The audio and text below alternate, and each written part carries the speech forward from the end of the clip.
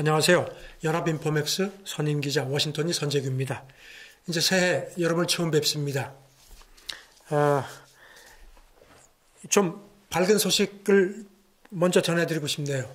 일단 그 월가 쪽에서는 새해에 증시가 좋은 걸로 얘기하는 사람들이 많습니다. 그 제프리스가 그 분석을 한 게 있는데요. 내년 미국 증시의 가장 큰 훈풍은 그 기업 실적 개선이라고 지적을 했습니다. 일부 증시 회의론자들이 의심을 하는 것은 이해할 만하다. 하지만 이 사람들이 가장 중요한 그 증시 훈풍을 간과하고 있다는 지적을 했습니다. 그러면서 지금 분위기가 2018년하고 비슷하긴 하지만 당시는 증시가 두 자릿수 하락을 했지만 지금은 정반대 움직임을 보이고 있다고 했습니다. 실제로 2018년 4분기 S&P 지수는 연준의 그 긴축 우려 때문에 당시 한 14% 정도 빠졌습니다. 반면에 지금 현 4분기는 팬데믹 악재에도 10% 정도 상승하는 대조를 보이고 있음이 현실입니다. 제프리스는요, 가장 펀더멘털한 측면에서 증시가 미래 실적에 대한 기대감으로 오르고 있는 거라고 진단을 했습니다. 따라서 아까 말씀드린 것처럼 내년에 가장 큰 훈풍이 증시 실적 전망 상향이라는 겁니다. 다만 이달 12월 지난달 12월 증시가 지나치게 좋은 실적을 보였기 때문에 새해 1월에는 그에 미치지 못하는 경우가 많았다는 겁니다. 미국 증시 12월 수익률이 지난 12월 수익률이 90년 이후 평균치를 한 50bp 정도 상회하고 있는데 그랬을 경우에 1월 수익률이 좋았던 것은 한 절반밖에 안 됐다고 그렇게 설명을 했습니다. BTIG의 그 줄리안 에마뉴엘 그 전략가도요, 비슷한 얘기를 했습니다. 미국 증시가 20년 전 버블 때하고 좀 비슷한 모습이지만 그때와는 너무 다르기 때문에 너무 걱정하실 필요가 없다. 이렇게 얘기를 했습니다. 지금은 금리 상황도 그때하고 다르고 현금도 많이 풀려 있다. 당시는 그렇지 않았다는 겁니다. 그러면서 경제가 내년에 계속 가속 성장할 것 같고 다만 최악의 시나리오를 볼 때 내년 증시가 한 10% 15% 하락할 수는 있다는 겁니다. 왜냐하면 백신 보급에 지금도 이제 화이자 백신 그 유통에 조금 문제가 있거든요. 그래서 백신 보급에 상당한 문제가 생길 경우인데 그렇더라도 하락은 일시적일 거라고 자기는 생각한다고 했습니다. 그래서 내년에 경기 민감주가 승리할 거다. 그리고 역시 최대 수혜 종목은 금융주라고 이렇게 추천을 했습니다. 그렇다고 리스크가 없다는 얘기는 아닙니다. 트리하우스 캐피털 설립자 롭 마텔레스 설립자가요 지적을 했는데요. 언제나 그랬듯이 시장은 결국 크게 재평가된다. 어떻게 보면 좀 상식적인 얘기인데요. 그러면서 네 가지 하락 리스크를 언급을 했습니다. 첫째는 중국발 금융위기, 그 다음에 이제 지난해 급등했던 미국 기술주 하락 가능성 지적을 했고요. 기억하시겠지만 테슬라 같은 경우는 작년에 한 700% 정도 올랐거든요. 그러니까 이제 테슬라가 흔들리면은 기술주 섹터 전체가 영향을 받을 수 있다는 겁니다. 세 번째는 그 글로벌 금융위기의 원인이기도 했던 모기지, 부동산 담보대출을 리스크로 지적을 했습니다. 마지막으로 지금 미국 정부 채무가 크게 늘어났다는 점을 상기시켰습니다. 작년 10월 기준으로 227조 달러 정도인데요. 이게 미국 GDP 20조 5천억 달러를 이미 크게 넘은 상태입니다. 월스트리트저널은 미국의 주식담보대출이 크게 늘어나는 점이 리스크일 수 있다는 점을 지적을 했습니다. 개인 투자자들이 주식 투자를 많이 했는데 그건 좋은데 문제는 이렇게 대출받은 자금들이 옵션이나 리버스 ETF 같은 상대적으로 리스크가 큰 투자 쪽으로 쏠려 있다는 점을 지적을 했습니다. 저널은 그러면서 2008년 금융위기 때하고도 유사한 상황이다. 그때도 주식담보대출이 크게 늘었고 그게 2000년하고 2008년 변동성 확대 전조가 됐다는 점을 상기시켰습니다. 이거 관련해서 조지타운 대학의 제임스 엔젤 교수는요. 증시가 지금 현재 행복감에 도취해 있다. 많은 사람이 증시가 오를 걸로 계속 기대를 하지만 전에도 그렇듯이 결코 좋게 끝나지는 않는다. 이렇게 또 지적을 했습니다. 참고로 말씀드리면 미국 당국의 그 집계는요. 2020년 11월 기준으로 주식담보대출이 7조 2,200억 달러가 넘어서서 역대 최고치를 기록한 걸로 되어 있습니다. 그 CNBC가 투자 전문가들을 조사한 게 있습니다. 결론은 바이든 증시가 트럼프 때보다는 나쁠 거다. 뭐 예상 좀 하셨겠지만 그런 이제 지적을 했는데요. 작년 12월 24일부터 23일까지 CIO, 그다음에 포트폴리오 매니저 같은 투자 전문가 100명을 대상으로 조사를 했습니다. 그랬더니 67%가 바이든 증시가 트럼프 때보다 나쁠 거다. 이렇게 전망을 했습니다. 바이든 증시가 더 좋을 거라는 응답률은 33%로 나타났고요. CNBC는 트럼프 취임하고 나서 S&P 지수가 60% 이상 상승했다. 그러면서 그 배경은 뭐 아시겠지만 감세, 규제 완화가 크게 작용을 했는데 반면에 바이든은 지금 기업이라든가 부유층 증세를 공약해 온 점을 상기시켰습니다. CNBC는 그렇지만 바이든 정책이 에서도 일부 섹터는 상대적으로 호조를 보일 거다 하면서 자유소비재, 산업, 금융이 상대적으로 더 좋은 수익률을 낼 수 있다고 내다봤습니다. 반면에 유틸리티, 필수 소비재, 그다음에 에너지 쪽은 시장 수익률을 상회하는 게 좀 어려울 거다라는 지적을 했고요. 그리고 이제 재밌는 분석을 했는데요. 내년에 시장이 가장 큰 관심을 보일 그 투자 수단을 조사를 했습니다. 그랬더니 58%, 가장 많은 58%가 기업 인수 목적 회사, 스펙을 꼽았습니다. 그쪽에 투자하겠다. 그리고 이제 요즘 뜨고 있는 비트코인, 이게 두 번째로 많은 33%, 그 다음에 옵션 계약, 이렇게 그 뒤를 이었고요. 지금 아시다시피 뭐 지금 스펙 같은 경우는 작년에 엄청난 열풍을 불러일으켰고 비트코인도 지금 뭐 엄청나게 뜨고 있는데요. 비트코인 그 전문 그 매체인 그 코인 텔레그래프가요. 그 분석을 한 게 있는데 비트코인이 워낙 기관 투자자들이 많이 지금 달려들기 때문에 새해에는 유동성 위기가 올 거다. 그러니까 이제 장기적으로 가격이 계속 뛸 거라는 그런 전망도 했습니다.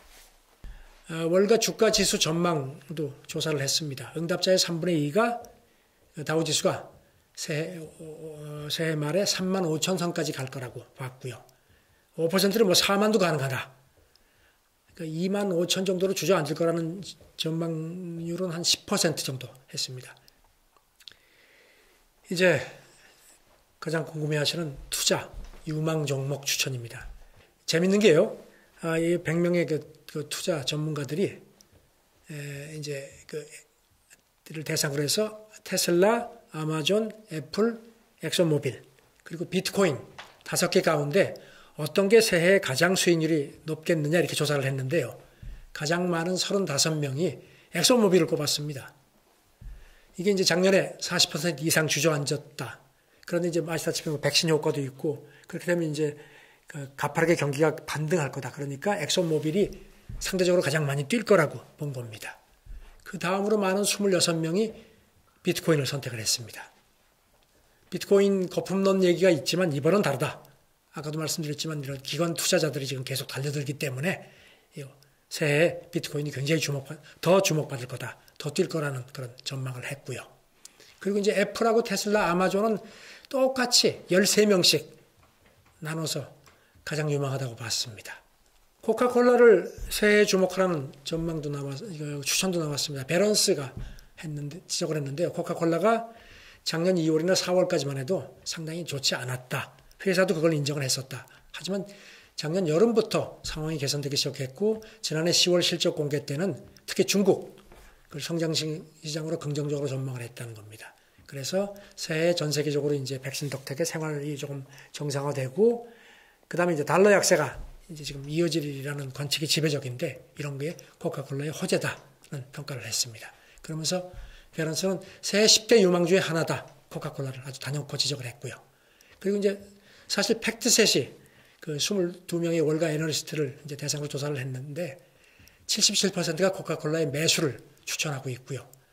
23%는 보유, 매도 추천은 하나도 없는 걸로 되어 있습니다. 코카콜라는 참고로 작년에 2% 정도 빠졌습니다. 그리고 이제 요새 이제 전기차가 핫 이제 종목이죠. 여기에 대한 전문가 견해들도 이제 나온 게 있는데요. 애플 분석가로 유명하죠. 고밍치 IT 인터내셔널 증권 애널리스트가 투자자들한테 이제 지적을 했는데요. 애플 그 자율주행차 출시 루머가 작년 말에 나왔었죠. 그래가지고 전 애플주가 많이 뛰고 했었는데 거기 현혹되지 마라. 아직까지 루머다.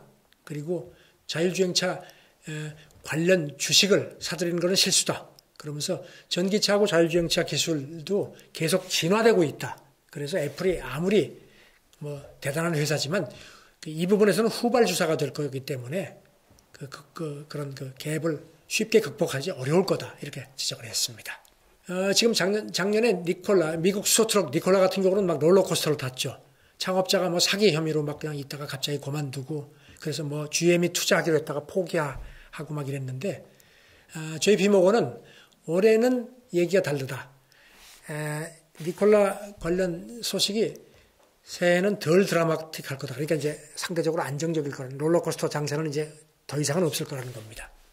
그러면서 현금력도 자기가 보기에는 아직까지 탄탄하다. 그래서 지금 클래스 8 트럭 이제 개발하고 있는데 그게 계속돼서 내년 말에는 출시가 가능할 거다. 그리고 이제 가장 중요한 게 이제 수소 연료 공급망인데 새해 2분기에는 그 파트너를 결정해서 발표할 것 같다. 그러니까 니콜라 주식을 새해에는 주목을 하라고 권고를 했습니다. 이제 그동안에도 월가 쪽에서 뭐 이제 새해에는 중국 주식을 좀 더 관심을 가지라는 얘기들이 많았는데요. 그 밸런스라든가 월스트리트저널이 그 중국 종목을 또 평가한 게 있어서 소개를 해드리겠습니다. 밸런스가 그 데이비스 어드바이저스의 단통 고위 포트폴리오 매니저 얘기를 한 게 있는데요. 알리바바 얘기를 했습니다. 알리바바가 지금 과매도 상태라는 진단을 했습니다. 그 창업자인 와인이 중국 당국에 찍혔죠. 그래서 지금 뭐 계속 지금 뭐 조사도 받고 막 이러는데요. 하지만 내년에는 알리바바 주가가 반등할 거다. 최근에 알리바바 주식이 많이 빠졌거든요. 중국 당국이 압박을 하지만 알리바바의 전반적인 전망에 큰 영향을 주지 않는다. 자기가 볼 때는 알리바바 그 주식이 지금 현재 매우 싸게 평가되어 있다는 그 지적을 했습니다. 또 중국 당국이 알리바바를 계속 알리바바를 비롯해서 이제 중국 IT 기업을 이렇게 좀 그야말로 이제 그 보르장머리를 고치는 그런 이제 모습을 보이고 있는데 이것도 미국 기술주에는 상대적으로 호재다. 이런 평가도 나왔습니다. 웨드보시의 그 댄 아이브스 그 애널리스트인데요. 마인이 그 소유한 그 핀테크 기업 엔트그룹을 중국 당국이 계속 두드리는 것이 미국 기술주에는 호재다 했습니다. 그러면서 바이든 행정부가 출범하고 지금 이제 1월 5일에 이제 그 결선 투표가 이제 치러지는데 막상막하지만 지금 뭐 공화당이 우위를 유지할 가능성이 아직도 월가는 이제 큰 걸로 월가는 판단을 하는 것 같습니다. 공화당 우위의 그런 그 상원 이렇게 밸런스가 이루어지는 것이 그 내년 미국 기술주에는 골디락스 시나리오다. 그러면서 이제 페이스북, 아마존, 애플, 넷플릭스, 구글 이게 이제 팡이죠. FAANG 여기는 꿈 같은 상황이 될 거다 이렇게 표현을 했습니다. 월스트리트저널도 비슷하게 봤습니다. 중국 당국이 엔터그룹을 압박하는 게 그 다른 중국 IT 기업에 대한 규제 또 예고를 한다. 그러면서 이런 그 중국의 행보가 좀 더 정치적인 그런 것과 연계된 거라면은 중국 기술 섹터하고 그 투자자들한테는 이게 악몽이 아닐 수 없다는 진단을 했습니다. 미국 국채금리 추이에 대해서도 많은 분들이 궁금해하시는데요. 이 부분도 좀 소개를 해드릴게요. 월스트리트저널이 그 작년 12월 28일자에서 분석을 했는데요. 미국 장기 국채금리가 새해 상반기에는 상승할 거다 이렇게 전망을 했습니다. 그러면서 이제 문제는 연준이 그 상단을 얼마나 제한할지를 잘 지켜봐야 할 거다. 지금 미국 10년물 국채금리는 지금 현재 한 0.95% 전후 왔다 갔다 하는데요. 물론 급락세를 탔던 그 작년 초에보다는 높아졌습니다. 하지만 사상 최저 수준에서 여전히 지금 크게 벗어나지 못하고 있거든요. 왜냐하면 팬데믹 이후의 그 인플레 전망에 대해서 투자자들이 여전히 불안해하기 때문이라는 분석입니다. 하지만 월스트리트저널은요, 그 다음에 경기 회복 그 조짐이 있고, 그 다음에 인플레에 대한 시장 의구심, 다시 할게. 월스트리트저널은요, 하지만 경기 회복하고 인플레에 대한 시장 의구심이 오는 봄에는 상당히 누러질 거다. 왜냐하면 백신 접종이 늘어나고 있고 날씨도 풀리기 때문에 서비스 중심으로 소비가 늘어날 거라는 겁니다. 그래서 이런 것 때문에 이런 그 기저효과 때문에 인플레가 오는 3월쯤부터는 조금 좀 오름세가 가시화되지 않겠느냐. 그러면서 소비가 적어도 일시적으로도 그리고 소비가 적어도 일시적으로나마 물가를 끌어올릴 거다. 이렇게 내다봤습니다.